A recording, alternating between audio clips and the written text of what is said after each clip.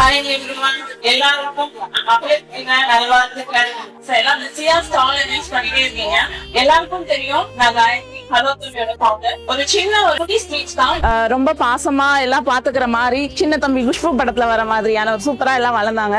அதுக்கப்புறம் ஒரு ஸ்டேஜ்ல அவங்க அம்மா தவறிட்டாங்க. லைஃப் வந்து அம்மா இல்லைன்னா எவ்வளவு கஷ்டங்கிறது நிறைய பேருக்கு தெரிஞ்சிருக்கும். சோ இன்னைக்கு நம்ம நிறைய பேர் வந்து அம்மாவை வந்து டேக் ஃபார் கிராண்டடா எடுத்துக்கிறோம். பட் அவங்க வந்து அதுக்கப்புறம் தான் லைஃப் ரொம்ப தலைகளா மாறிடுச்சுன்னே சொல்லலாம். அதை தாண்டி படிக்கலாம் அப்படின்னு ஸ்கூலே முடிக்கலாம் அவங்க. பட் வீட்டுல வந்து சின்ன தம்பி ஃபேமிலி மாதிரி சொன்னேன் இல்லையா, சோ ரொம்ப வந்து பாத்துக்கணும்னு நினைக்கிறனால அவங்கள வந்து கல்யாணம் பண்ணி வச்சிடலாம். சோ அதை தாண்டி அவங்க வந்து இல்ல படிக்கணும்னு சொல்லி அவங்களுக்கு கண்டிப்பா படிக்கணும் அப்படின்னு ஒரு முயற்சி பண்ணாங்க. அதுக்கப்புறம் சரி யூஜி முடிச்சிட்டேல, கல்யாணம் பண்றதுக்கான ஒரு நல்ல ரீசன் கல்யாணம் பண்ணிடலான்னு பார்த்தாங்க. இல்ல நான் திருப்பி இன்னொரு ஹையர் ஸ்டடி பண்ணணும்னு ட்ரை பண்ணாங்க.